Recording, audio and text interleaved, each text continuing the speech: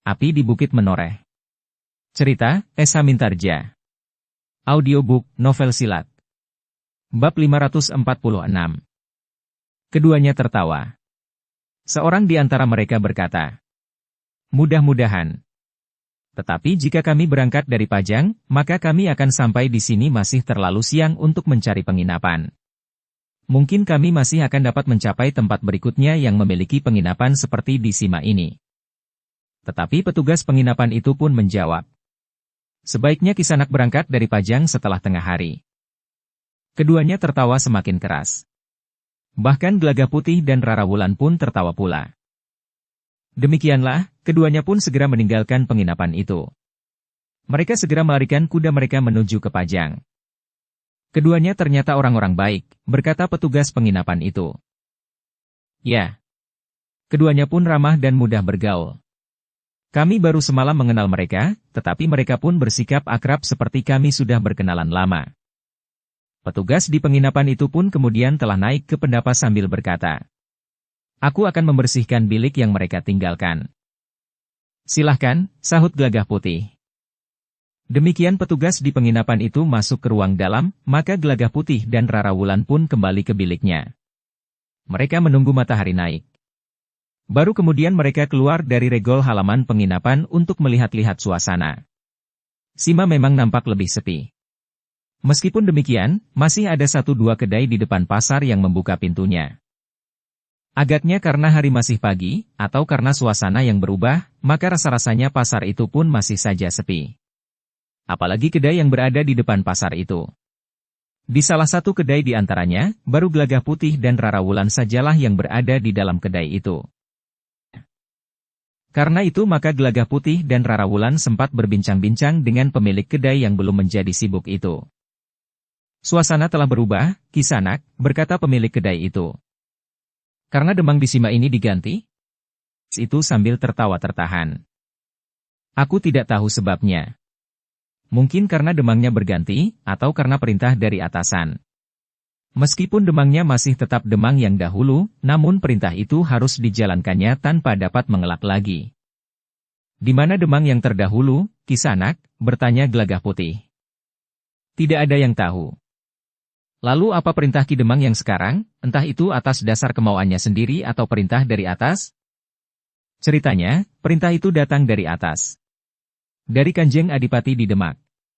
Bahkan perintah itu sudah dijalankan di semua kademangan dan padukuhan di sebelah utara Pegunungan Kendeng. "Perintah apa?" "Semua anak muda dan bahkan laki-laki yang masih kuat, harus ikut latihan keprajuritan yang akan diselenggarakan sepekan 2 kali.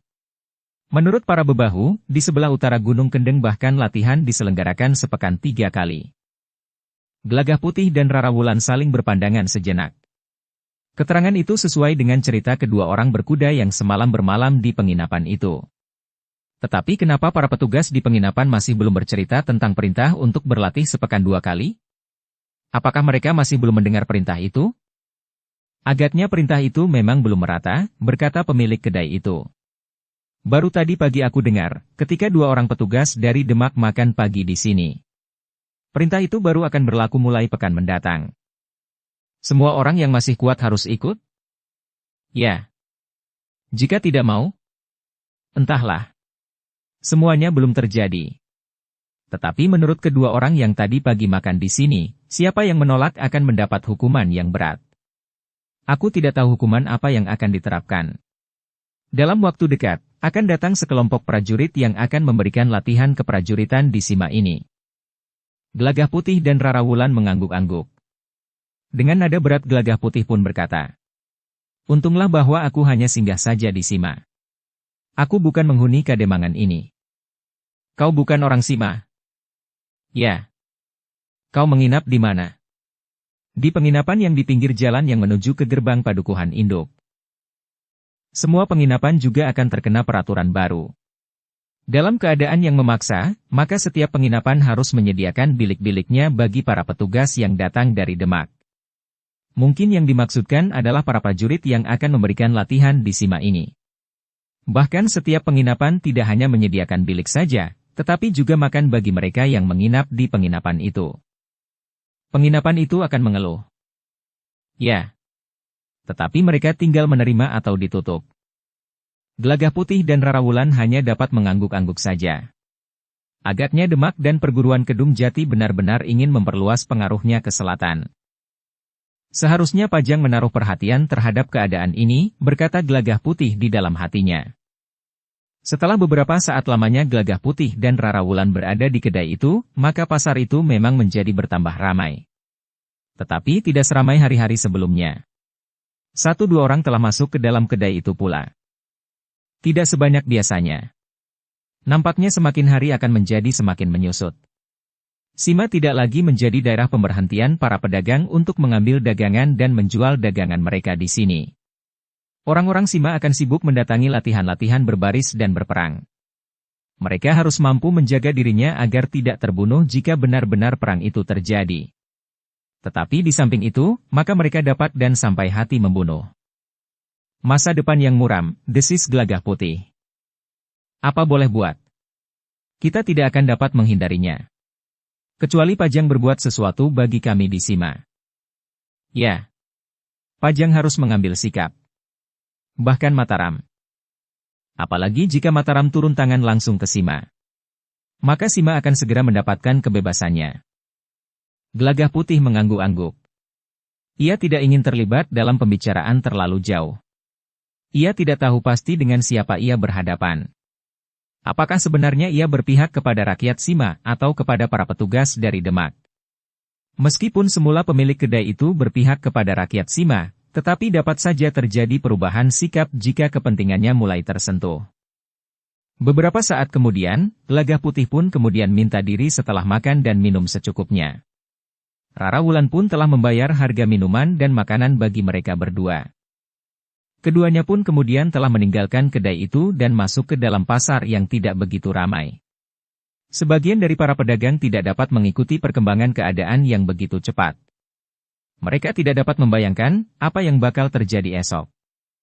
Karena itu, maka para pedagang hanya menggelar dagangan sekedarnya saja.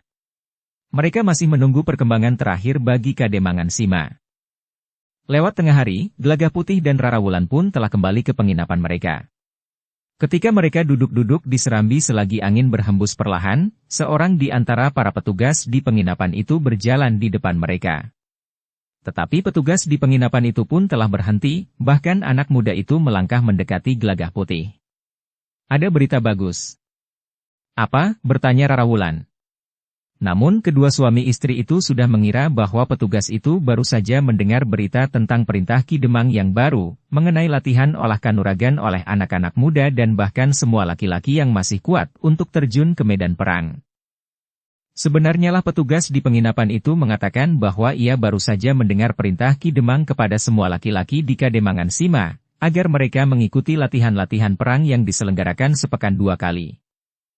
Di sebelah utara Gunung Kendeng, latihan itu diselenggarakan 3 kali sepekan, berkata petugas itu lebih lanjut. Gelagah Putih dan Rarawulan mengangguk-angguk. Dengan nada dalam Gelagah Putih pun bertanya. Jika seseorang menolak, apakah ia dianggap bersalah? Petugas di penginapan itu menjawab lebih tegas dari pemilik kedai itu. Katanya. Ya. Siapa yang menolak adalah pengkhianat. Selanjutnya Ki Demang bahkan bertanya, bukankah kita semua sudah tahu hukuman bagi pengkhianat? Hukuman mati, bertanya Rarawulan. Aku kira hukuman itulah yang dimaksud. Apakah landasan kepemimpinan Demak sudah berubah? Apakah Kanjeng Adipati tidak lagi berpijak pada dasar-dasar kepemimpinan yang bijaksana, bertanya Gelagah Putih. Entahlah, jawab petugas di kedai itu. Baiklah. Aku bukan orang Sima, sehingga aku tidak terkena peraturan itu. Tetapi ada pula peraturan baru bagi orang-orang yang menginap di Sima. Mereka yang menginap di Sima dikenakan pajak 1/5 dari biaya penginapan. Itu dapat diatur. Bukankah Ki Demang dan para bebahu tidak mengetahui dengan pasti berapa orang yang bermalam di setiap penginapan yang berada di Sima? Tetapi mereka tentu akan membuat kelompok kecil yang bertugas untuk mengawasi setiap penginapan. Kelompok kecil itu tentu terdiri dari orang-orang yang selama ini dikenal sebagai pemungut pajak yang kasar. Yang akan terjadi kelak, para pemilik penginapan tidak akan dapat menyusut pemasukan. Tetapi para pemungut pajak itu tentu akan mengatur sehingga sebagian dari pajak itu akan menjadi hak mereka pribadi. Bukankah dengan demikian beban para pemilik penginapan justru akan menjadi lebih berat? Karena jangankan menyusut pemasukan, tetapi kadang-kadang pemungut pajak itu akan menentukan nilai pemasukan yang lebih tinggi dari keadaan yang sebenarnya. Gelagah Putih dan Rara Wulan hanya dapat mengangguk-angguk saja. Namun mereka pun dapat membayangkan bahwa tatanan kehidupan di Sima akan segera berubah. Di sore hari, Gelagah Putih dan Rara Wulan pun telah keluar pula dari penginapan mereka untuk melihat-lihat keadaan. Namun apa yang dilihatnya adalah sebagaimana dilihatnya kemarin pada saat mereka datang ke Sima. Jalan-jalan nampak sepi. Orang-orang yang berjalan nampak agak tergesa-gesa. Akhirnya Gelagah Putih dan Rara Wulan pun kembali saja ke penginapan. Jika mereka berkeliaran di jalan-jalan, maka mereka akan dapat menarik perhatian, sehingga mungkin sekali mereka akan menemui kesulitan. "Kita makan di mana?" bertanya Gelagah Putih. "Bukankah di penginapan kita juga dapat memesan makan malam?"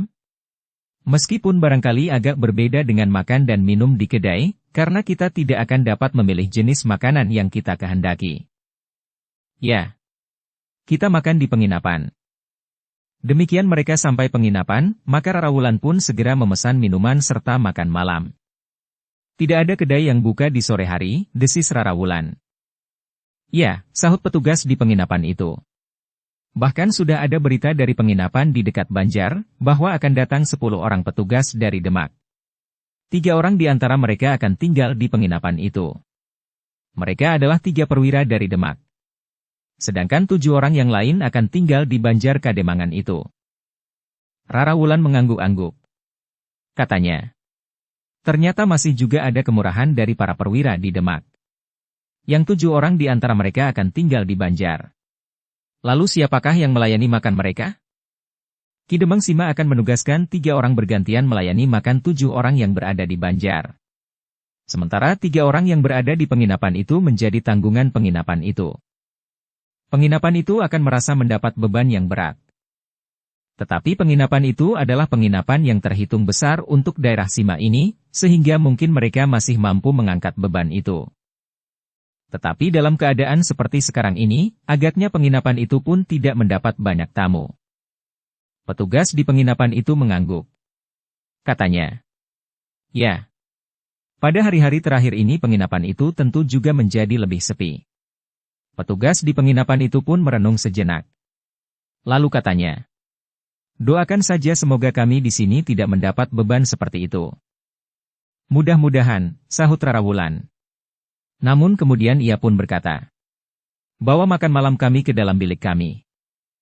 Sambil makan malam, Gelagah Putih dan Rara Wulan pun membicarakan langkah-langkah yang akan diambilnya. Kedatangan para prajurit Demak itu telah memastikan apa yang akan terjadi di Sima. Karena itu maka Gelagah Putih pun berkata, "Kita tidak usah menunggu lebih lama lagi. Besok kita pergi ke utara. Kita akan melihat-lihat keadaan di Kademangan-Kademangan di sebelah utara Gunung Kendeng. Kita belum tentu menemukan Kademangan sebesar Sima, yang mempunyai beberapa tempat penginapan." "Kenapa harus tempat penginapan?" "Setelah kita menginap beberapa malam di Sima, maka kita tidak ingin lagi tidur di tempat terbuka, di bawah sebatang pohon nyamplung yang besar atau di sela-sela bebatuan." Rara Wulan tersenyum. Katanya, "Maksudku bukan begitu, Kakang. Tetapi jika ada penginapan, bukankah lebih senang menginap di penginapan, daripada tidur di bawah pohon nyamplung di padang perdu? Apalagi kita dibekali dengan banyak uang. Kecuali jika terpaksa." Gelagah Putih menarik nafas panjang. Namun akhirnya ia pun tersenyum pula. Dalam pada itu, keduanya pun telah sepakat besok pagi mereka akan berangkat ke utara. Mereka akan melihat keadaan di sebelah utara Gunung Kendeng. Dalam suasana yang berbeda, maka mereka mungkin tidak dapat lagi menginap di penginapan atau banjar-banjar padukuhan. Tetapi mereka harus menginap di alam terbuka. Pagi-pagi sekali Gelagah Putih dan Rara Wulan telah bangun. Gelagah Putih dan Rara Wulan merasa sangat manja di penginapan itu. Mereka tidak perlu menyapu dan membersihkan halaman serta bagian dalam bilik mereka. Namun mereka harus meninggalkan Sima dan berjalan ke utara. Demikian matahari terbit, setelah minum minuman hangat, maka Gelagah Putih dan Rara Wulan pun minta diri kepada petugas di penginapan itu. Kami akan melanjutkan perjalanan kami, berkata Gelagah Putih. Sekarang kalian akan pergi kemana? Bertanya petugas penginapan itu. Ke utara. Kami akan melihat-lihat dunia yang luas ini. Hati-hatilah di perjalanan di daerah utara, keadaan nampaknya sudah menjadi lebih buruk dari keadaan di Sima. Bukankah kami hanya akan lewat? Mudah-mudahan tidak terjadi salah paham, sehingga dapat menimbulkan kesulitan pada perjalanan kami. Petugas di penginapan itu mengangguk-angguk. Dengan nada dalam ia pun kemudian berkata, "Jika pada saatnya kalian kembali dari utara dan singgah di Sima, aku harap kalian bermalam di penginapan ini. Jika saja penginapan ini tidak penuh dengan para perwira dari Demak dan orang-orang dari perguruan Kedung Jati. Jangan. Penginapan ini akan menjadi bangkrut. Kami dan kawan-kawan kami akan dapat kehilangan pekerjaan." "Mudah-mudahan tidak terjadi," sahut Rara Wulan sambil mengambil beberapa keping uang. "Mungkin kau dapat mempergunakannya." Petugas itu mengerutkan dahinya. Kemudian ia pun tersenyum sambil menerima uang itu. "Terima kasih. Aku akan membaginya dengan kawanku." Demikianlah, Gelagah Putih dan Rara Wulan pun telah melangkah keluar dari regol halaman penginapan itu. Tetapi sebelum mereka meninggalkan Sima, mereka pun tertegun. Mereka melihat Ki Lurah Sapala dan seorang kawannya yang berjalan berlawanan arah. Nampaknya Ki Lurah itu pun telah melihat mereka, sehingga Ki Lurah pun kemudian menyongsong mereka. "Selamat pagi. Aku tidak menyangka bahwa kita akan bertemu di sini." "Ya, Ki Lurah," sahut Gelagah Putih. "Tetapi aku justru berangkat meninggalkan Kademangan ini." "Kemana?" "Kami akan pergi ke utara. Menurut keterangan yang kami peroleh, daerah di utara Gunung Kendeng sudah menjadi semakin buruk." "Aku juga mendengar. Karena itu kami ingin melihatnya. Mudah-mudahan tidak ada masalah yang kami hadapi, karena kami hanyalah orang lewat." "Mudah-mudahan. Apakah Ki Lurah sekarang sedang dalam tugas?" "Ya. Perkenalkan dengan Ki Lurah Surareja. Salah seorang petugas sandi terbaik di Pajang." "Ah, Ki Lurah. Aku memang salah seorang di antara petugas sandi. Tetapi bukan salah seorang petugas terbaik seperti Ki Lurah Sapala. Aku baru saja ditempatkan di jajaran tugas sandi. Tetapi di bulan-bulan terakhir, Ki Lurah Sapala telah mengikuti latihan-latihan khusus bagi para petugas sandi." Ki Lurah Sapala tersenyum. Namun ia pun kemudian memperkenalkan Gelagah Putih dan Rara Wulan. "Kau dapat mengenali timangnya. Tanpa banyak keterangan, kau akan mengerti dengan siapa Ki Lurah berhadapan." Gelagah Putih belum sempat menjawab ketika Ki Lurah Sapala mendekatinya dan kemudian menyingkap baju Gelagah Putih. Tetapi Ki Lurah kecewa, karena Gelagah Putih tidak mengenakan timang pertanda tugasnya yang diterimanya dari Mataram. "Kenapa tidak kau kenakan pertanda itu?" Gelagah Putih tersenyum. Namun kemudian ia mengambil timbang yang tidak dipasangnya itu di kantong dalam bajunya. "Ini yang Ki Lurah maksud?" "Ya. Jadi Kisanak petugas khusus dari Mataram?" Nilai timang Kisanak itu melampaui nilai timang para petugas sandi dan para prajurit pada umumnya. Kisanak dapat menyalurkan perintah kepada setiap pemimpin pasukan dimanapun Kisanak berada. Mudah-mudahan aku tidak perlu mempergunakannya." Gelagah Putih pun kemudian telah minta diri pula kepada kedua orang lurah prajurit dari Pajang itu.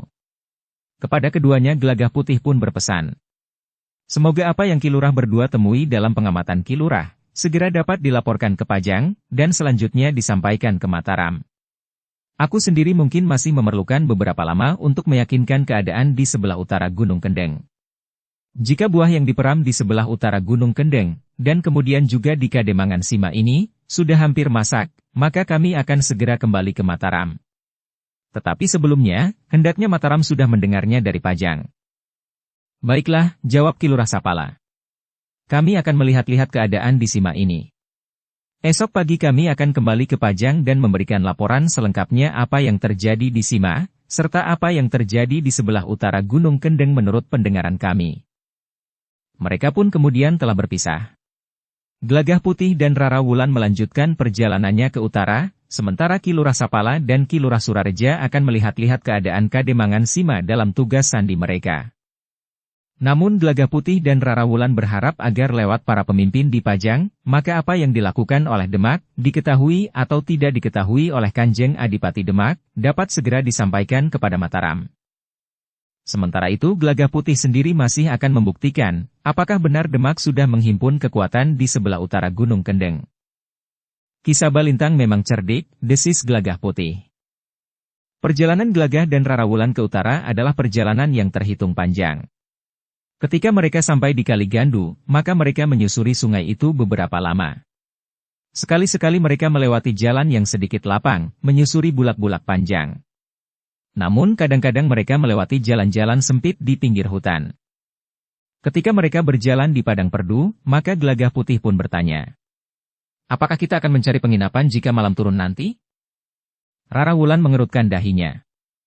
Namun kemudian ia pun menjawab, "Ya. Kita akan mencari penginapan. Kita akan memilih sebatang pohon yang terbesar di pinggir hutan itu.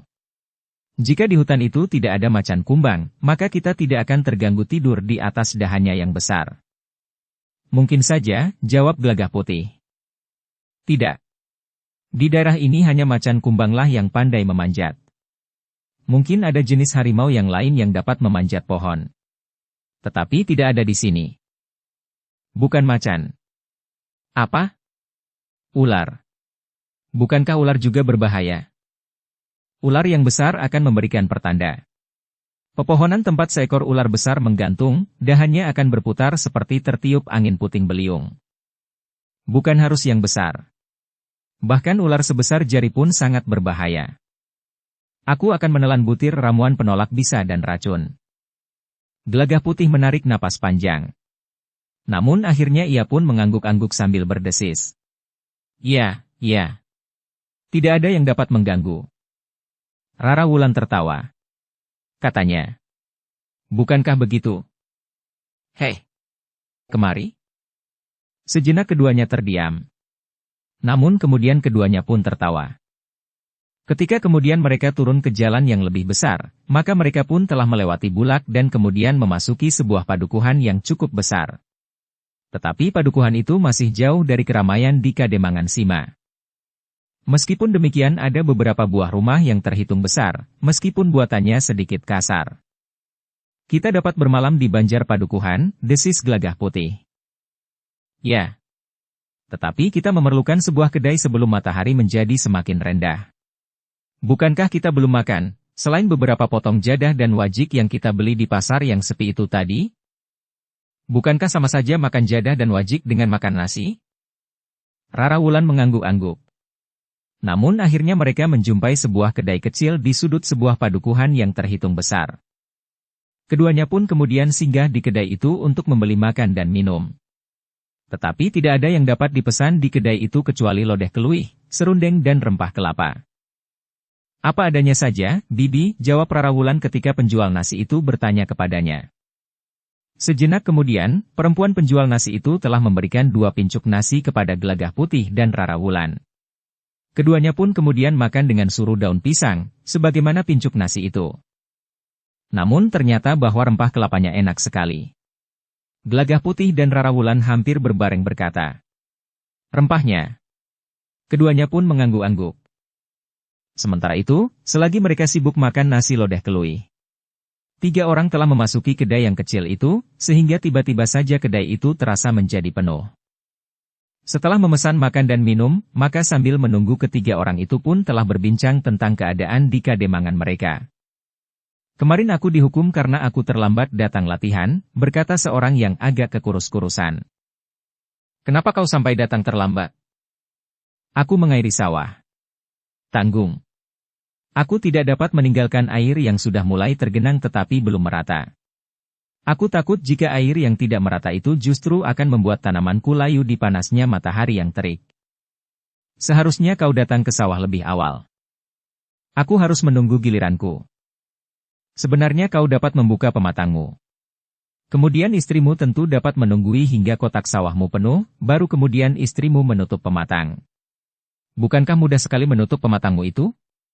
Istrimu tentu dapat melakukannya, sehingga kau tidak datang terlambat." "Istriku sakit. Kepalanya pusing, seakan-akan dunia ini berputar. Bagaimana mungkin ia pergi ke sawah untuk menunggui air, meskipun biasanya ia juga yang melakukannya, tanpa petunjukmu? Kawannya menarik nafas panjang. Katanya, apakah tidak ada orang lain yang melakukannya? Tidak. Sekarang istrimu masih sakit? Tidak. Setelah tidur nyenyak semalaman, keadaannya sudah menjadi semakin baik. Kau dihukum apa? Memanjat 10 batang pohon kelapa, memetik buahnya yang sudah tua, kemudian membawanya ke rumah Ki Jagabaya. Kedua kawannya mengangguk-angguk. Seorang di antara mereka berkata, hukuman yang menarik. Ya, jawab orang yang dihukum itu. Sebenarnya aku sudah jemu dengan tatanan baru di Kademangan kita. Aku tidak ingin menjadi prajurit. Aku tidak ingin berperang dengan siapapun juga. Kita tidak dilatih untuk menjadi prajurit. Kita tetap saja petani. Namun kita adalah wiratani. Dalam keadaan yang gawat, kita memang harus berkumpul dan bersikap sebagai seorang prajurit. Kita akan ikut bertempur di medan pertempuran.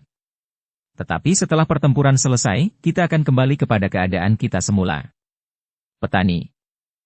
Aku tidak tertarik. Tetapi itu merupakan sumbangan kita bagi perjuangan. Perjuangan untuk apa? Kita harus menegakkan kebenaran. Telah terjadi ketidakadilan di Mataram.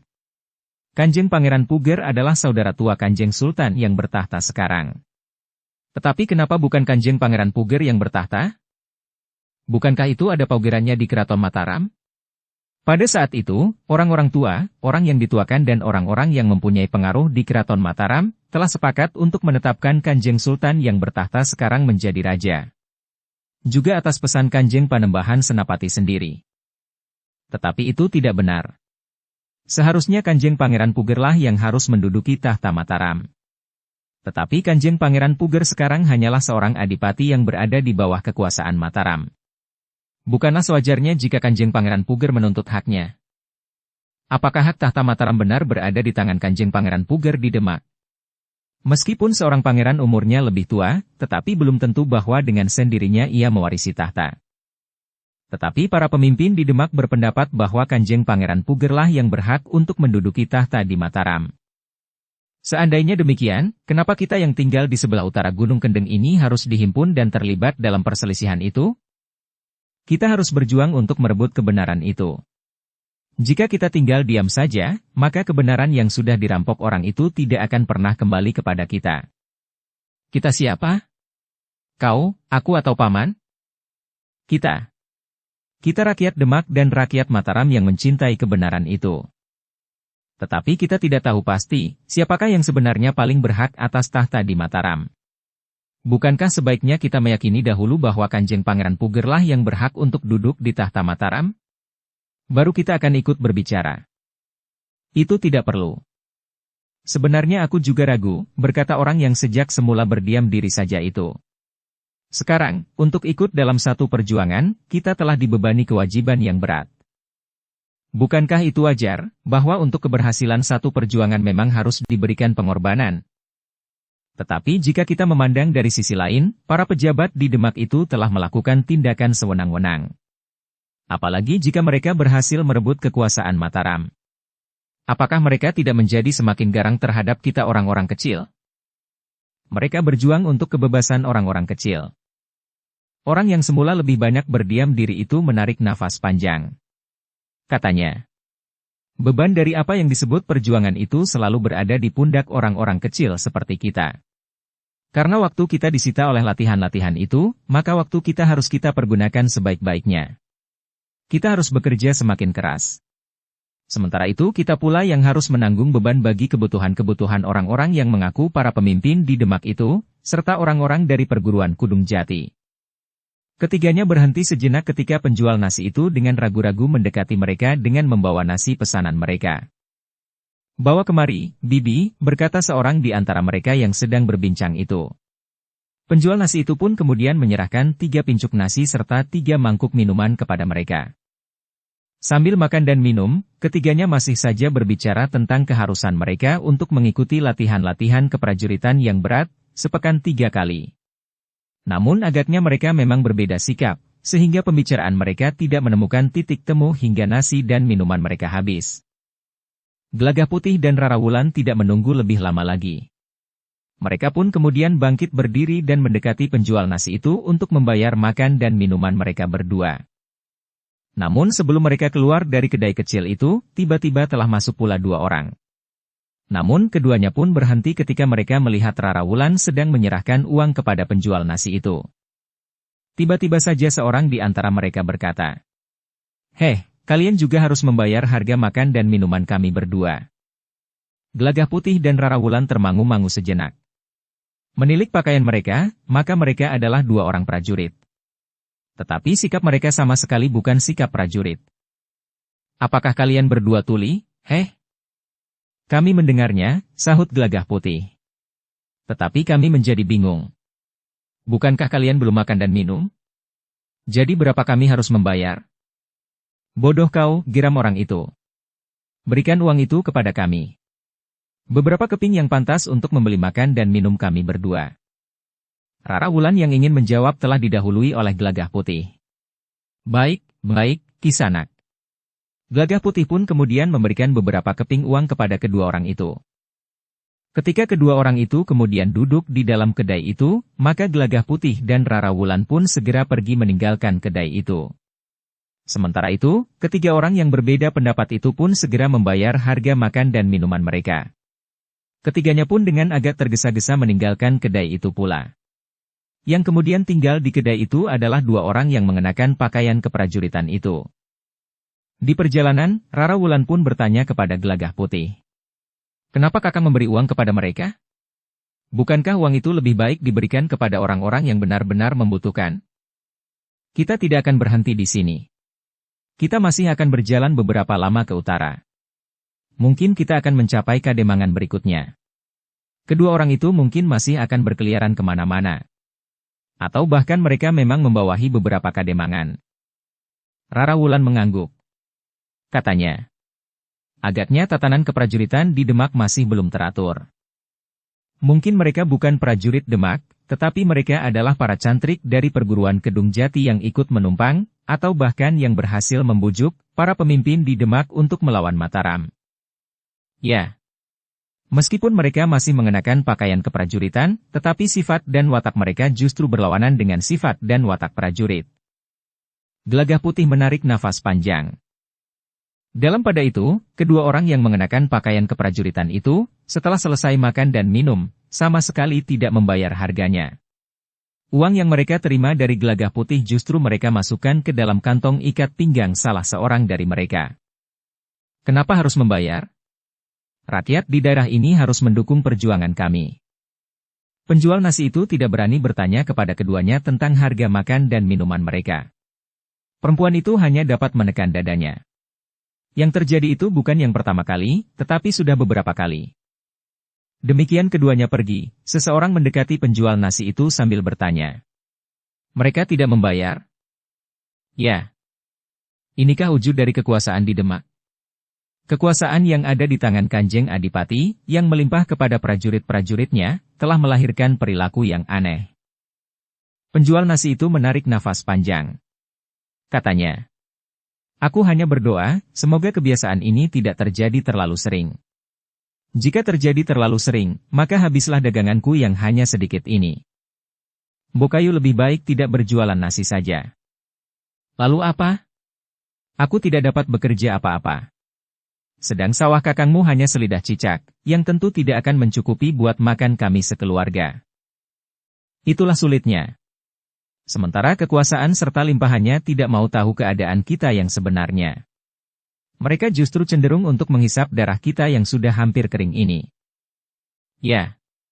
Sedangkan kita tidak tahu, kepada siapa lagi kita harus mengadu. Keadaan yang sulit itu pun semakin membebani orang-orang yang sudah berada di bawah kekuasaan Demak yang melebar ke selatan. Anak-anak muda yang mendapat kesempatan berlatih secara khusus, nampaknya telah terbenam ke dalam genangan kekuasaan itu pula. Mereka mulai ikut memberikan beban justru kepada lingkungan mereka sendiri. Kepada tetangga-tetangga, dan bahkan kepada sanak keluarga. Dalam pada itu, Gelagah Putih dan Rara Wulan pun berjalan terus. Sementara itu langit mulai menjadi buram. Ketika senja turun, langit pun menjadi kuning tajam menusuk mata.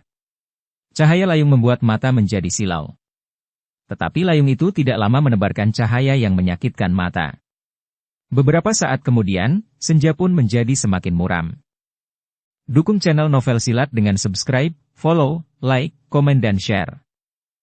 Ketika gelap turun, Gelagah Putih dan Rara Wulan mulai berbicara tentang penginapan lagi. Jangan mencari penginapan seperti di Sima. Siapa yang mencari penginapan seperti di Sima? Sahut Rara Wulan. Tidak ada, jawab Gelagah Putih. Jangan menggoda saja, Kakang.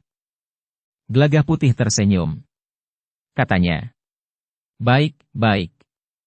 Aku tidak akan menggoda lagi. Jika kau menggoda, aku akan menginap di rumah Ki Demang. Ki Demang? Kau kenal dengan Ki Demang di Kademangan ini? Nama Kademangannya pun kita tidak tahu. Bukankah aku mempunyai mulut, sehingga aku akan dapat bertanya? Baik, baik. Biarlah aku saja yang bertanya. Tetapi sebaiknya kita minta izin menginap di Banjar Padukuhan ini saja. Rara Wulan tidak menjawab. Namun mereka pun mulai memperhatikan rumah-rumah yang ada di sebelah-menyebelah jalan. Gelagah Putih dan Rara Wulan berjalan perlahan-lahan di jalan utama padukuhan yang mereka lewati. Menilik wujudnya, padukuhan itu adalah padukuhan yang terhitung besar. Namun padukuhan itu agaknya bukan padukuhan yang kaya. Mereka tertegun ketika mereka melihat regol yang diterangi oleh oncor jarak di sebelah-menyebelahnya. Sementara itu beberapa orang nampak berdiri di depan regol yang terang itu. Ada apa? Keramaian, desis Rara Wulan. Nampaknya bukan, sahut Gelagah Putih. Kita tidak mempunyai kesempatan untuk menghindar. Jika kita berbalik, maka mereka akan menjadi semakin curiga. Ya, kita memang harus berjalan terus. Keduanya pun terpaksa berjalan terus. Semakin lama menjadi semakin dekat dengan regol yang terang, serta beberapa orang yang berdiri di depan regol itu. Demikian keduanya berjalan di antara orang-orang yang berdiri di depan regol itu, Gelagah Putih pun berkata, "Maaf, Kisanak, menumpang lewat." Tidak ada yang menjawab. Tetapi orang-orang itu membiarkan Gelagah Putih dan Rara Wulan lewat. Meskipun demikian, orang-orang itu memandangi Gelagah Putih dan Rara Wulan dengan tajamnya. Rara Wulan pun berdesis perlahan-lahan tanpa berpaling. Apakah mereka tidak pernah melihat orang asing lewat di padukuhan ini? Mereka tentu sering melihatnya. Tetapi tentu tidak saat malam mulai turun seperti ini. Mungkin di pagi hari, mungkin siang atau sore. Rara Wulan mengangguk-anggukkan kepalanya. Namun kemudian ia pun berkata, "Semakin menarik untuk bermalam di sini." Ya. Tetapi apakah orang-orang yang berdiri di depan regol itu adalah regol Banjar? Nampaknya bukan, sahut Rara Wulan. Banjar mempunyai bentuk yang khusus, meskipun bangunan tadi juga joglo. Tetapi nampaknya rumah tadi adalah rumah yang dihuni. Bukan sebuah banjar untuk menyelenggarakan berbagai macam pertemuan. Gelagah Putih tidak menjawab. Tetapi mereka berdua melangkah terus. Namun ternyata kemudian mereka melewati sebuah bangunan yang menurut dugaan mereka justru sebuah banjar. Tetapi bangunan itu nampaknya sepi-sepi saja. Tidak ada orang yang berada di dalamnya, apalagi berkumpul-kumpul seperti di depan regol halaman rumah yang telah mereka lewati. "Apakah kita akan singgah?" bertanya Rara Wulan. Gelagah Putih menarik nafas panjang. Namun kemudian ia pun berkata, "Marilah. Kita akan melihat, apakah ada orang yang tinggal di belakang banjar ini." Biasanya penunggu banjar tinggal di belakang banjar. Keduanya pun kemudian memasuki halaman banjar. Di pendapa banjar memang ada lampu minyak yang menyala, tetapi nyalanya nampak redup. Namun ternyata ada orang yang tinggal di belakang banjar. Ketika Gelagah Putih dan Rara Wulan pergi ke belakang banjar, maka mereka melihat ada lampu yang menyala di rumah kecil yang ada di belakang banjar itu. Perlahan-lahan Gelagah Putih dan Rara Wulan mendekati pintu rumah kecil itu. Perlahan-lahan pula Gelagah Putih mengetuk pintu itu. "Siapa?" terdengar seseorang bertanya. "Aku, Kisanak." "Aku siapa?" "Aku yang sedang menempuh perjalanan, kemalaman di padukuhan ini." Terdengar desir langkah kaki menuju ke pintu. Sejenak kemudian pintu lerek itu pun terbuka. Seorang yang sudah berumur separuh abad berdiri di belakang pintu. "Selamat malam, Kisanak," sapa orang itu. Jadi Kisanak berdua ini kemalaman di perjalanan? Iya, Paman, kami kemalaman di perjalanan. Bukankah aku berada di sebuah banjar padukuhan? Ya, kau berada di banjar padukuhan. Kami akan mohon izin untuk bermalam di banjar ini, Paman. Orang tua itu menarik nafas panjang. Katanya, aku sendiri tak berkeberatan, Ger. Banjar memang sudah sepantasnya memberikan tempat beristirahat bagi para pejalan yang letih, serta memberikan tempat bermalam bagi mereka yang kemalaman. Terima kasih, Paman. Nah, duduklah di serambi. Aku akan menanyakan kepada Ki Jagabaya, apakah Angger berdua dapat bermalam di sini. Jadi Paman harus minta izin lebih dahulu kepada Ki Jagabaya? Jauhkah rumah Ki Jagabaya? Tidak, Ger, tidak begitu jauh. Jika tadi Angger berjalan dari selatan, maka Angger akan melewati rumah Ki Jagabaya. Biasanya anak-anak muda berada di rumah itu. Kalau sebelumnya mereka selalu berkumpul di banjar ini, maka sekarang mereka berkumpul di rumah Ki Jagabaya. Gelagah Putih dan Rara Wulan berpandangan sejenak. Namun Rara Wulan pun kemudian bertanya. Yang Paman maksudkan, rumah yang besar dengan oncor di sebelah-menyebelah regol halamannya. Ya. Ki Jagabaya tentu menyalakan oncor di regol halaman rumahnya. Baiklah, Paman. Kami akan menunggu, jika Paman memang harus melapor lebih dahulu kepada Ki Jagabaya. Nah, silakan duduk di serambi, Ger. Ini memang tatanan anyar. Rasa-rasanya kita sekarang mencurigai semua orang yang belum kita kenal sebelumnya. Tidak ada lagi kepercayaan kepada sesama. Gelagah Putih dan Rara Wulan tidak menjawab. Sementara itu penunggu banjar itu pun telah menutup pintu lereng rumahnya. Duduklah. Aku pergi sebentar. Terima kasih, Paman. Gelagah Putih dan Rara Wulan itu pun kemudian duduk di tangga serambi banjar itu, sambil menunggu penunggu banjar yang pergi ke rumah Ki Jagabaya. Nampaknya orang-orang padukuhan ini harus mencurigai setiap orang yang belum mereka kenal, Kakang, desis Rara Wulan. Gelagah Putih mengangguk sambil menjawab. Ya. Tetapi tentu ada sebabnya. Mungkin orang-orang padukuhan ini pernah mengalami perlakuan buruk dari orang yang mereka anggap asing. Mungkin. Tetapi mungkin karena pengaruh kekuasaan Demak yang tidak ingin dicampuri oleh pihak lain. Setiap pendatang mereka curigai akan mempengaruhi sikap orang-orang padukuhan ini, atau orang-orang dalam tugas sandi yang ingin mengamati keadaan padukuhan ini. Ya. Gelagah Putih mengangguk-angguk. Kita akan dapat membaca sikap Ki Jagabaya. Beberapa saat keduanya menunggu. Namun ketika penunggu banjar itu kembali, ia sudah tidak sendiri. Apa yang dikatakan oleh penunggu banjar itu kepada Ki Jagabaya, desis Gelagah Putih. Mana orang itu, seorang yang bertubuh tinggi besar, berkumis melintang, bertanya kepada penunggu banjar itu. Itulah mereka, Ki Jagabaya. Laki-laki dan perempuan? Ya. Seorang yang mengikutinya menyahut. Tadi aku melihat mereka berjalan lewat di depan rumah Ki Jagabaya. Mereka dalam perjalanan, Ki Jagabaya. Mereka kemalaman. Sehingga mereka singgah dan minta izin untuk bermalam di banjar ini. Ki Jagabaya yang bertubuh raksasa itu pun mendekati Gelagah Putih dan Rara Wulan. Kemudian ia berpaling kepada penunggu banjar. Mereka orang dari mana? Aku belum bertanya, Ki Jagabaya. Aku juga belum bertanya mereka akan pergi kemana. Ki Jagabaya pun mengangguk-angguk. Kisanak, bertanya Ki Jagabaya kemudian kepada Gelagah Putih dan Rara Wulan, yang sudah bangkit berdiri pula. Siapakah nama kalian? Kalian datang dari mana dan akan pergi kemana? Namaku Raguman, Ki Jagabaya. Perempuan ini istriku. Ki Jagabaya mengangguk-angguk. Katanya. Perempuan ini benar-benar istrimu? Benar, Ki Jagabaya. Jangan-jangan kau temukan perempuan ini di pinggir jalan, lalu kau aku sebagai istrimu.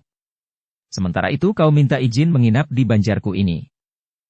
Rara Wulan ternyata tersinggung sekali dengan pertanyaan Ki Jagabaya. Tetapi Gelagah Putih telah menggamitnya lebih dahulu sambil menjawab. Tidak, Ki Jagabaya. Ia benar-benar istriku. Kami sedang dalam perjalanan menuju ke Demak. Ki Jagabaya mengangguk-angguk pula. Dengan nada datar ia pun bertanya. Jadi kalian akan pergi ke Demak? Ya, Ki Jagabaya. Untuk apa? Kami akan mengunjungi paman kami yang sudah lama sekali tidak pernah bertemu. Pamanmu atau paman istrimu? Pamanku, Ki Jagabaya. Kalian berasal dari mana? Kami berasal dari Banu Asri, Ki Jagabaya. Banu Asri? Banu Asri itu letaknya di mana? Gelagah Putih termangu-mangu sejenak. Namun kemudian katanya. Banu Asri itu terletak di kaki Gunung Merapi, Ki Jagabaya. Di kaki Gunung Merapi ke arah mana? Ke arah timur. Ki Jagabaya itu pun mengangguk-angguk. Katanya. Jadi kalian berdua telah menempuh satu perjalanan yang jauh. Kalian berasal dari sisi selatan tanah ini dan pergi ke sisi utara. Ya, Ki Jagabaya. Justru sekaligus kami sempat melihat-lihat tanah ini. Wawasan kami pun menjadi semakin luas. Kami melihat adat dan kebiasaan yang belum pernah kami lihat sebelumnya. Kau menempuh perjalanan di waktu yang kurang menguntungkan. Kenapa? Bertanya Gelagah Putih. Apakah kau tidak mendengar berita bahwa telah terjadi ketidaksesuaian pendapat antara Demak dan Mataram? Ketidaksesuaian pendapat? Apakah yang Ki Jagabaya maksudkan? Baiklah. Kalau kau tidak tahu, lebih baik kau tidak tahu sama sekali. Biarlah kalian berjalan dengan tenang tanpa perasaan cemas dan apalagi takut. Aku tidak mengerti. Tetapi apa yang Ki Jagabaya katakan itu, justru membuat kami takut. Tidak apa-apa bagimu. Jika kalian ingin meneruskan perjalanan esok, pergilah. Malam ini kalian dapat menginap di Banjar ini. Terima kasih, Ki Jagabaya, terima kasih. Besok kami akan melanjutkan perjalanan kami pergi ke Demak. Asal kau tidak berbuat macam-macam di perjalanan, maka mudah-mudahan perjalananmu tidak terganggu. Terima kasih, Ki Jagabaya. Ki Jagabaya itu pun kemudian meninggalkan Banjar itu bersama pengiringnya. Sementara orang tua penunggu Banjar itu pun berkata, beruntunglah kalian, angger berdua. Ki Jagabaya kali ini bersikap baik dan ramah. Biasanya Ki Jagabaya itu sikapnya garang seperti buto ijo. Badannya yang seperti raksasa itu pula membuatnya sangat menakutkan. Apakah biasanya Ki Jagabaya tidak mengizinkan orang lewat bermalam di Banjar ini? Biasanya aku tidak usah minta izin kepada Ki Jagabaya. Tetapi setelah Ki Jagabaya yang sekarang, maka di Kademangan ini pun telah dibuat tatanan baru. Apakah Ki Jagabaya ini belum lama menjabat? Belum. Sejak Ki Jagabaya yang lama hilang. Hilang? Hilang bagaimana? Ki Jagabaya yang lama itu memang hilang. Di senja hari Ki Jagabaya masih nampak berjalan di jalan utama Kademangan ini. Tetapi di tengah malam, Ki Jagabaya sudah tidak ada. Dicari kemana-mana, Ki Jagabaya tidak ketemu. Kenapa Ki Jagabaya itu hilang? Tidak seorang pun tahu. Tiba-tiba saja ia hilang. Maksudku apakah ada pertentangan sikap di antara para bebahu, atau dengan siapapun juga? Ya, memang ada perbedaan sikap antara Ki Jagabaya dan Ki Demang. Ki Demang menerima orang-orang Demak itu di Kademangan ini, sedangkan Ki Jagabaya tidak. Apalagi pengaruh orang-orang Demak itu semakin lama menjadi semakin kokoh, sehingga akhirnya Kademangan ini seakan-akan telah mereka kuasai.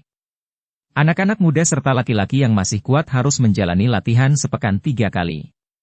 Mereka kemudian menjadi pengawal Kademangan, yang harus tunduk kepada perintah para pejabat dari Demak yang sudah diterima dengan baik oleh Ki Demang. Sementara Ki Jagabaya tidak mau menerima mereka, sahut Gelagah Putih. Ya. Sehingga akhirnya perbedaan sikap antara Ki Demang dan Ki Jagabaya itu semakin lama menjadi semakin tajam. Akhirnya pada suatu hari Ki Jagabaya itu pun hilang. Apakah hilangnya Ki Jagabaya itu ada hubungannya dengan pertentangan yang terjadi antara Ki Demang dan Ki Jagabaya itu, sementara Ki Demang tentu mendapat dukungan dari orang-orang asing itu? Entahlah.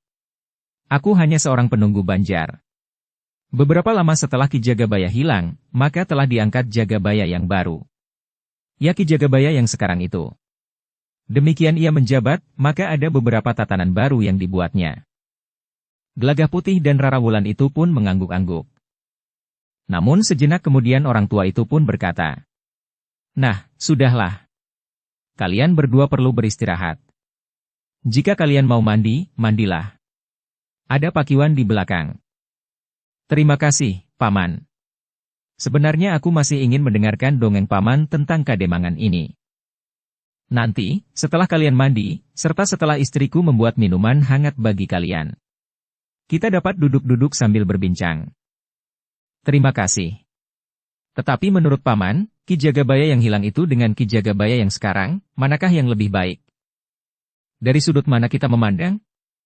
Bukankah baik dan buruk itu dapat berbeda bagi setiap orang?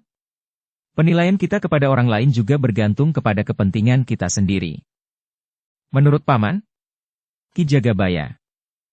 Orang tua itu termangu-mangu sejenak. Katanya kemudian, "Sudahlah, mandilah." Gelagah Putih menarik nafas panjang. Tetapi ia tidak dapat memaksa orang tua itu untuk mengatakannya. Sejenak kemudian orang tua itu pun segera meninggalkan Gelagah Putih dan Rara Wulan sambil berkata, "Kalian dapat tidur di bilik yang berada di serambi belakang." Gelagah Putih dan Rara Wulan tidak sempat menjawab. Orang tua itu pun telah pergi ke rumah kecilnya di belakang Banjar. Gelagah Putih dan Rara Wulan pun kemudian bergantian mandi. Setelah berbenah diri, maka keduanya pun kemudian duduk di sebuah bilik kecil di serambi belakang Banjar yang sepi itu. Bagaimana menurut pendapatmu, Kakang? Apakah Paman penunggu Banjar ini berpihak kepada Ki Jagabaya yang terdahulu atau Ki Jagabaya yang sekarang? Sikapnya belum terbaca, Rara. Orang tua itu agaknya harus berhati-hati. Namun lamat-lamat nampak bayang-bayang kecewanya atas perkembangan keadaan di Kademangan ini. Juga tentang latihan-latihan yang harus dijalani oleh anak-anak muda serta laki-laki yang masih kuat, serta bahwa mereka harus tunduk kepada perintah para pejabat dari Demak yang sudah diterima dengan baik oleh Ki Demang. Rara Wulan tidak sempat menyahut lagi. Mereka mendengar desir langkah seseorang yang pergi ke bilik di serambi itu. Ternyata penunggu Banjar itulah yang datang. Dengan sikapnya yang ramah ia pun berkata, "Marilah, silahkan minum dan makan seadanya di rumahku. Kami sangat merepotkan Paman dan Bibi." "Tidak. Kami senang sekali menerima kunjungan seseorang sejak anak-anak kami pergi." "Pergi? Pergi kemana?" bertanya Rara Wulan sambil melangkah. "Kami mempunyai 4 orang anak. Mereka sudah menikah semua. Mereka pun kemudian tinggal dengan keluarga mereka masing-masing. Kebetulan tidak ada seorang pun di antara mereka yang tinggal di padukuhan ini. Apakah ada di antara ke-4 orang anak Paman itu perempuan, sehingga mereka telah ikut dengan suaminya?" "Ke-4 anak kami itu perempuan semua." Oh, Gelagah Putih dan Rara Wulan pun mengangguk-angguk. Mereka telah ikut dengan suami mereka masing-masing. "Jadi Paman hanya berdua saja dengan Bibi?" bertanya Rara Wulan. "Ya. Kami menjadi kesepian. Karena itu kedatangan kalian memberi sedikit kehangatan di rumah kecil ini. Tetapi besok kalian tentu akan segera pergi. Kami harus melanjutkan perjalanan kami, Paman." "Anakku yang bungsu seumur dengan kau, Ngger," berkata perempuan tua itu sambil memandang Rara Wulan. "Anakku yang bungsu mempunyai kemiripan dengan Angger." Rara Wulan tersenyum. Katanya, "Jika saja aku tidak sedang dalam perjalanan jauh, maka aku akan tinggal di rumah ini barang 2-3 hari. Tetapi tempat ini tidak pantas, Ngger. Angger hanya dapat tidur di serambi, di bilik yang sempit. Sementara itu kami tidak dapat menghidangkan makan yang memadai. Apa yang Bibi sediakan malam ini sudah sangat memadai. Di rumah, kami makan apa adanya. Tidak pula selalu nasi beras. Kadang-kadang kami sekeluarga makan nasi jagung. Tetapi kami sudah terbiasa, sehingga tidak ada masalah bagi kami." Demikianlah, Gelagah Putih dan Rara Wulan itu pun duduk di ruang tengah rumah kecil penunggu Banjar itu. Mereka berdua pun dipersilahkan untuk makan seadanya. "Kau saja makan lagi mengantar tamu-tamu kita, Kakang," berkata perempuan tua itu kepada suaminya. Penunggu Banjar itu tersenyum. Katanya, "Baiklah. Marilah, aku temani kalian makan, meskipun tadi aku sudah makan." Gelagah Putih dan Rara Wulan pun kemudian makan bersama penunggu Banjar itu. Nasinya masih hangat. Sayurnya pun telah dipanasi pula. Namun sebelum mereka selesai makan, mereka pun terkejut. Terdengar langkah beberapa orang di depan rumah kecil itu. "Ada apa, Kakang?" bertanya istri penunggu Banjar itu. "Entahlah. Biarlah aku melihatnya," sahut orang tua itu.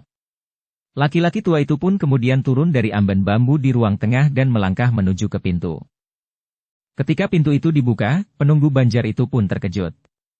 Ada beberapa orang di depan rumah kecilnya itu. Di antaranya adalah Ki Jagabaya. "Ada apa, Ki Jagabaya?" bertanya penunggu Banjar itu. Ternyata orang itu berbohong. Mereka bukan orang Banyu asri. Mereka tidak akan pergi ke Demak. Jadi, bawa orang itu kemari.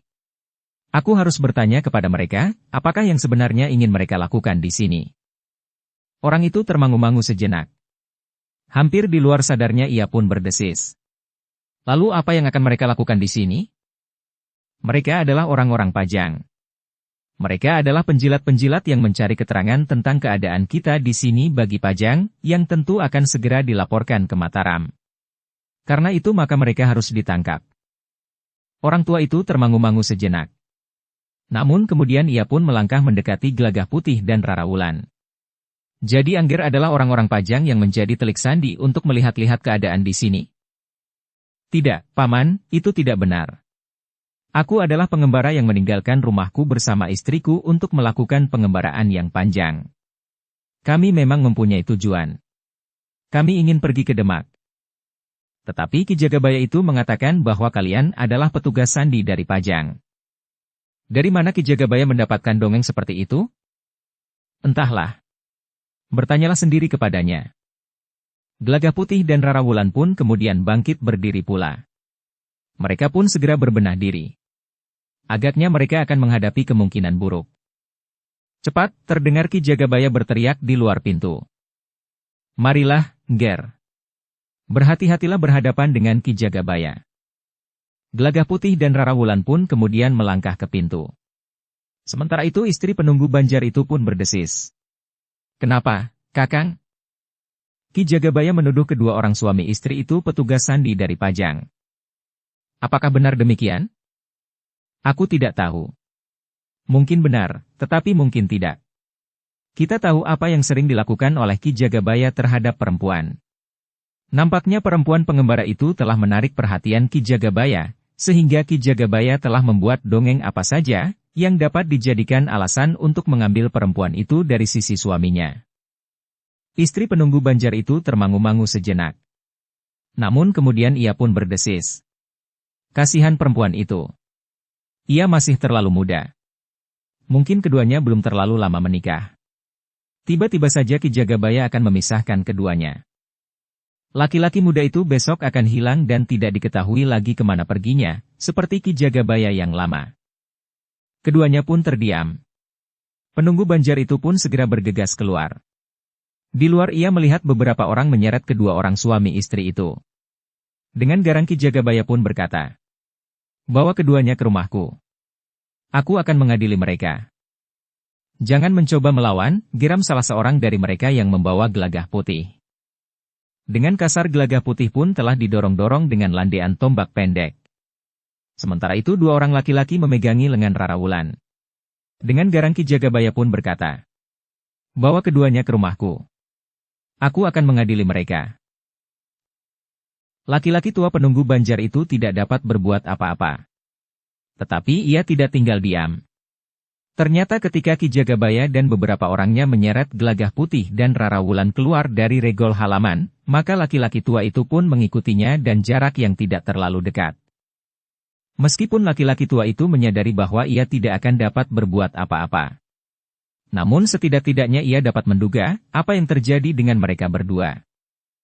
Gelagah Putih dan Rarawulan memang digiring di jalan yang menuju ke rumah Ki Jagabaya. Tetapi ketika mereka sampai di Simpang 4, Ki Jagabaya itu pun memerintahkan mereka untuk berhenti. Iring-iringan itu pun kemudian berhenti. Dengari geram Ki Jagabaya pun kemudian berkata, "Sebelum kalian bawa laki-laki pengkhianat itu ke rumahku, bawalah lebih dahulu menghadap Ki Demang." "Apa kata Ki Demang? Biarlah aku laksanakan, agar aku tidak melangkahi kebijaksanaannya." "Baik, Ki Jagabaya.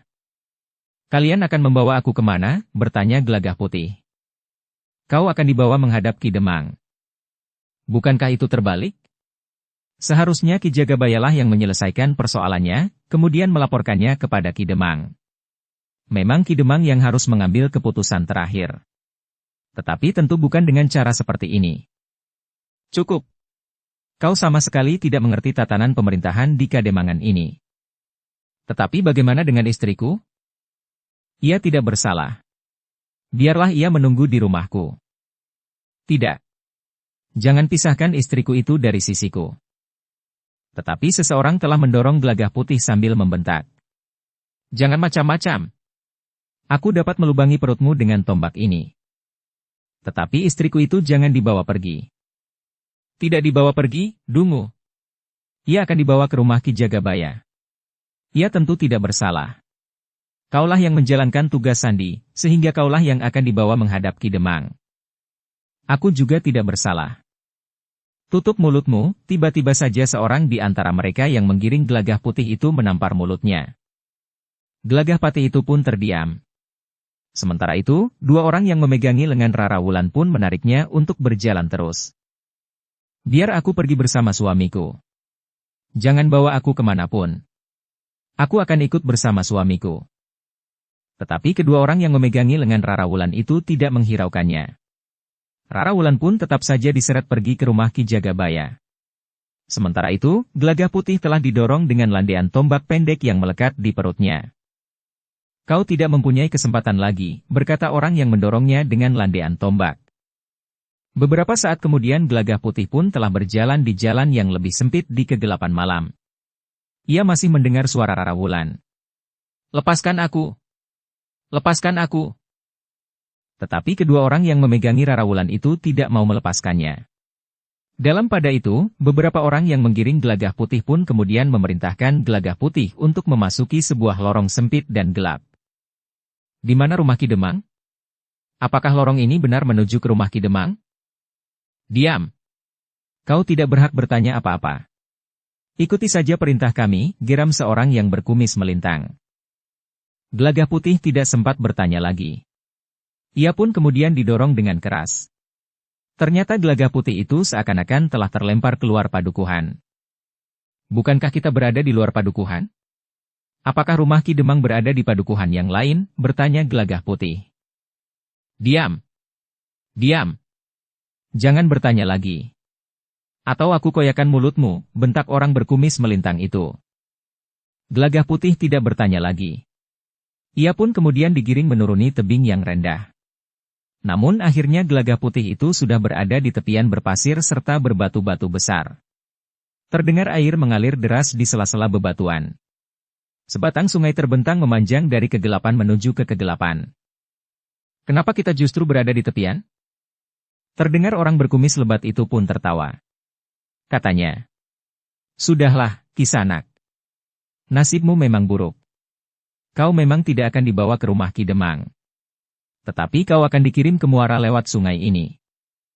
Apa maksudmu? Kau akan mati. Istrimu akan tinggal di rumah Ki Jagabaya di padukuhan sebelah. Ia akan menjadi perempuan simpanan Ki Jagabaya, menggantikan perempuan yang bagi Ki Jagabaya sangat menjemukan. Apakah Ki Jagabaya belum beristri? Bodoh kau. Ki Jagabaya sudah beristri, tetapi istrinya berada di Demak. Karena itu ia memerlukan istri yang lain di sini. Di sini memang sudah ada 3 orang perempuan simpanannya.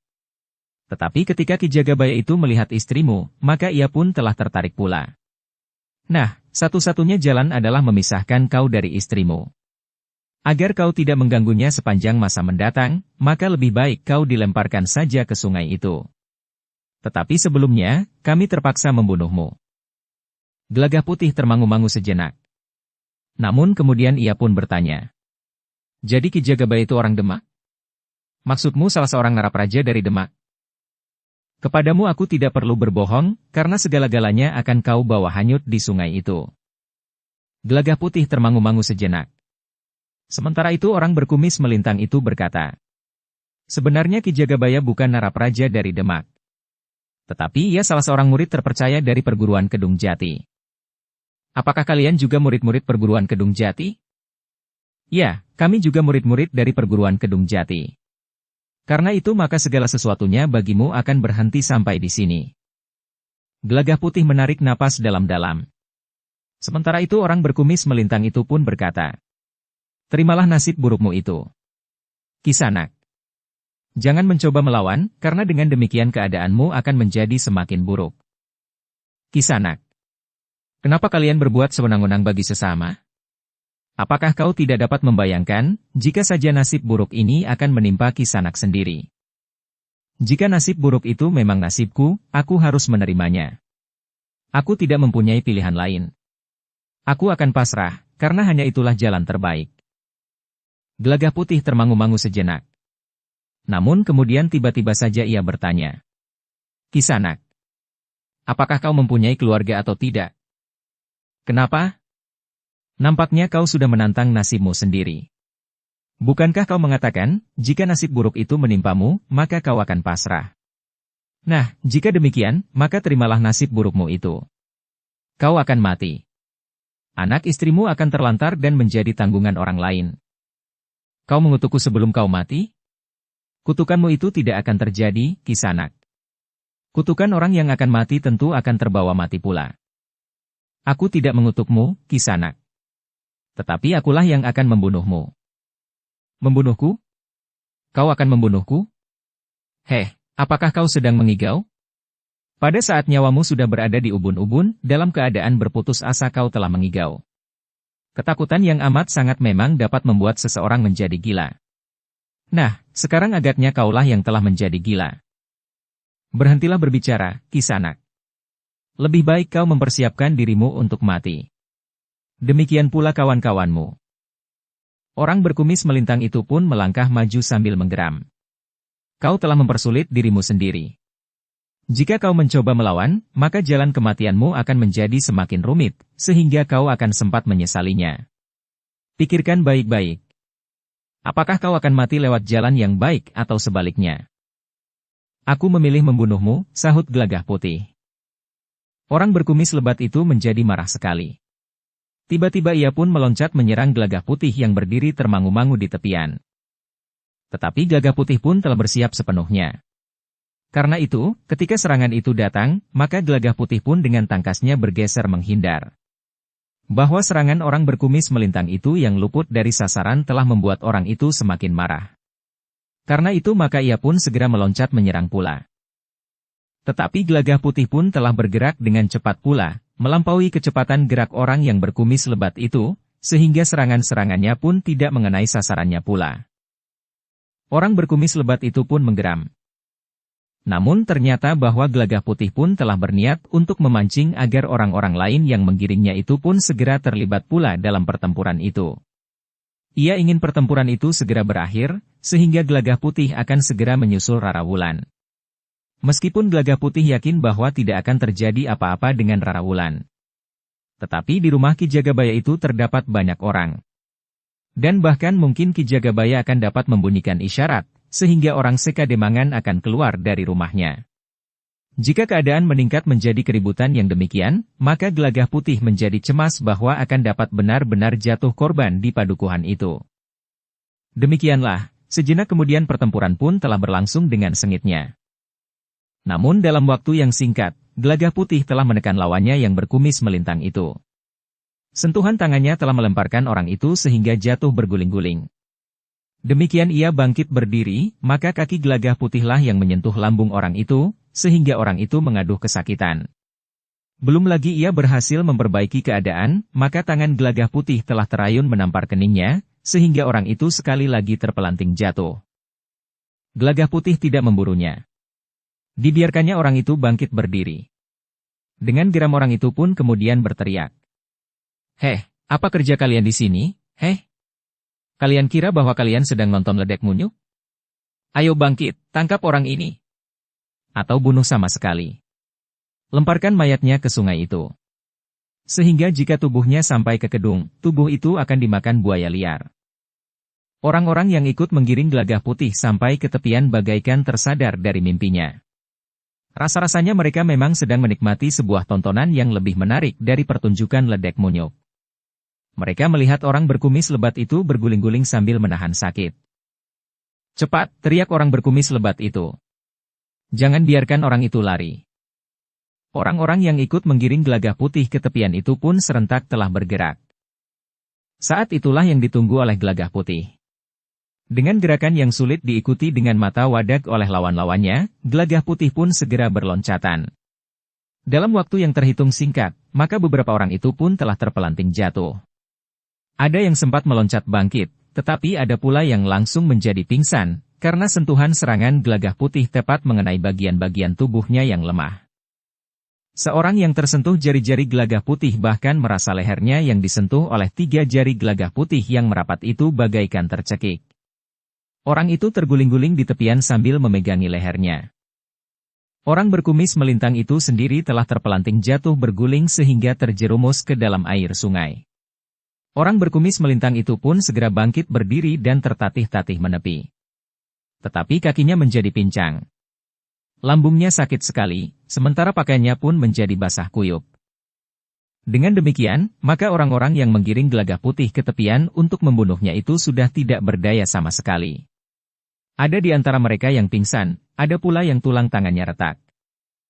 Sementara itu orang berkumis melintang yang masih mencoba untuk menyerang Gelagah Putih bersama seorang kawannya, telah jatuh tersungkur. Tulang iganya lah yang menjadi retak, sedangkan pergelangan kakinya seakan-akan menjadi patah. Sedangkan yang seorang lagi terlempar beberapa langkah dan jatuh dengan kerasnya, sehingga orang itu pun menjadi pingsan. Selangkah demi selangkah Gelagah Putih berjalan mendekati orang berkumis melintang itu sambil berkata, "Nah, terimalah nasib burukmu dengan pasrah, sebagaimana yang kau katakan. Kau dapat memilih jalan kematianmu. Apakah aku harus mencekikmu, atau menekan wajahmu sehingga kau tidak bernafas, atau mengikat tubuhmu dengan batu dan kemudian merendamnya di dalam air sungai itu, atau membantingmu ke batu-batu yang berserakan di sungai itu sehingga kepalamu pecah? Ampun, aku minta ampun. Jangan bunuh aku. Bukankah kau juga benar-benar akan membunuhku?" "Tidak, aku tidak ingin membunuhmu." "Omong kosong. Nampaknya yang kau lakukan ini bukan yang pertama kali." Ternyata segala sesuatunya berjalan lancar tanpa perintah-perintah dan petunjuk-petunjuk dari Ki Jagabaya. "Sebelum aku, tentu sudah ada orang yang kau perlakukan seperti aku ini. Orang itu tentu mati dan kau hanyutkan di sungai itu." "Tidak. Aku bersumpah." "Apalah artinya sumpah bagi seorang pembohong?" "Ampun. Aku mohon ampun." Gelagah Putih termangu-mangu sejenak. Tetapi ketika orang itu mencoba bangkit dan duduk di tepian berpasir, Gelagah Putih telah mendekatinya, dan dengan satu tendangan di kening, orang itu sekali lagi jatuh terguling di pasir tepian. Sejenak Gelagah Putih berdiri termangu-mangu.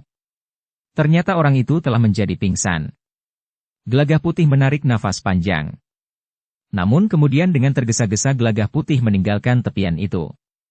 Ia pun segera berlari lewat lorong-lorong sempit menuju ke rumah Ki Jagabaya.